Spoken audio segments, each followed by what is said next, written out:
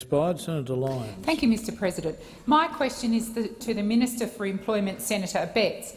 I refer to the government's decision to tear up the Commonwealth Cleaning Services Guideline and the Prime Minister's statement, and I quote, "I want to make it absolutely crystal clear that no cleaner's pay is reduced." Can the minister confirm that cleaners at the Department of Immigration and Border Protection have suffered a pay cut of $2 per hour as a result of yet another broken promise by the Prime Minister? The Leader of the Government in the Senate, the Minister for Employment, Senator Abetz. Thank you, Mr President, and I thank Senator Lyons for the question. The simple reality is that when the guidelines were removed in July, nobody's pay was cut. Nor was anybody's pay cut in August, or in September, or in October. I understand that a situation has arisen in the Department of Immigration and Border Protection where some workers are now subject to a new contract regime.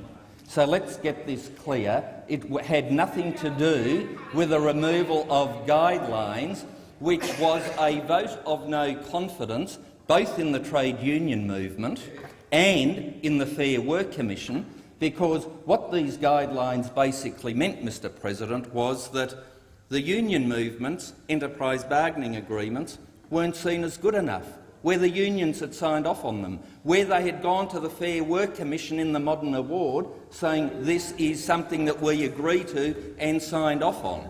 What they did as a government towards the end of their term was to seek to boost certain wage outcomes in only a very few offices of 1% of cleaners, where you had, for example, offices owned or operated by Comcare being cleaned by cleaners on different pay scales. What we say to those opposite is very clear. Wages should be set either by an enterprise agreement or under the Modern Award, and not by government interference. The changes that have occurred at Immigration and Border Protection are as a result of new contractual arrangements, because the contract— Senator Wong, whenever you point at me or anybody else on this side, can I remind you there are always three fingers pointing back at you. Thank you, Minister. Senator Lyons, a supplementary question. I refer to a promise made last year by the Minister, Senator Abetz, that, and I quote, "No cleaner will have their wages reduced as a result of the guidelines ceasing to apply." What sort of minister makes cutting the wages of cleaners a priority and fails to honour promises made to low-paid workers who clean his office and the offices of his ministerial colleagues? Minister. Mr President, whenever a contracting company negotiates a new contract under new circumstances, they need— On my left. Those opposite are just shouting their no confidence in the trade union movement's capacity to negotiate enterprise bargaining agreements. What you are saying is that the enterprise bargaining agreement under which these workers are now operating are unsatisfactory and are not paying workers what they deserve. If that is the case, they should go to the Fair Work Commission, argue their case and get a pay increase through that mechanism, rather than have a Labor Party government, as happened, trying to throw around money to placate a trade union which included as part of the deal that every cleaner had to be introduced to the trade union. I wonder why that might be. It was for the dividend, which would have cost more than $2 an hour, I am sure. Has expired. Senator Lyons, a final supplementary question. I refer to a letter sent by the cleaners to the Minister for Immigration and Border Protection, who said that the pay cut, quote, "may not seem like much to you, but when you don't earn a lot, this really does make a big difference," end quote. Has the minister been provided a copy of the letter, and what is the government's response? Minister. Mr President, at this stage I have not been provided with a copy of the letter, but I fully understand that any worker that has their pay reduced would find that very difficult. But I say to Senator Lyons, shouting as she always does, from her own home state of Western Australia, the CFMEU negotiated a wage decrease with a builder to keep that business. Pause the clock. Point of order, Senator Wong. No.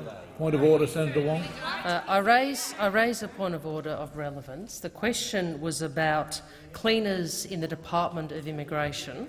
It is not about any other industrial matter, as much as the minister would like to ignore it. And while I'm on my feet, if I may, Mr President, could I respectfully request that you consider the Hansard subsequent to this question time as to whether this minister has in fact misled the Senate when he said that the pay cut was, quote, nothing to do with the removal of the guidelines. I'd ask that you consider that subsequently.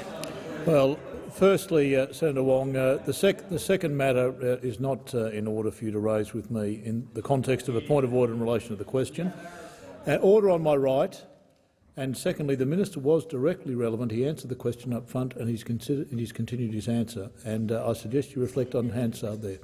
Minister, you're relevant. You have the call.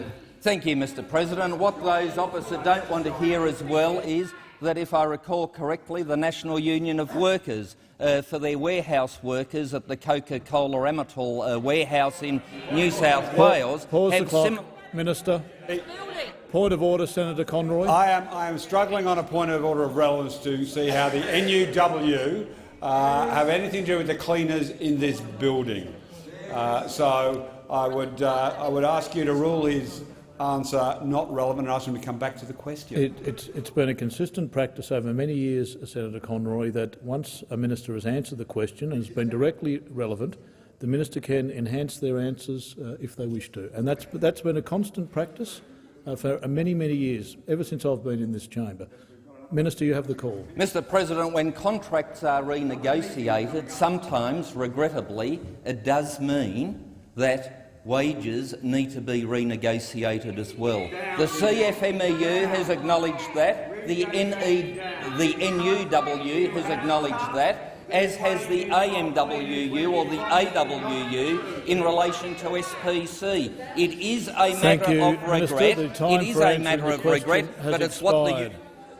Thank you, Minister. Senator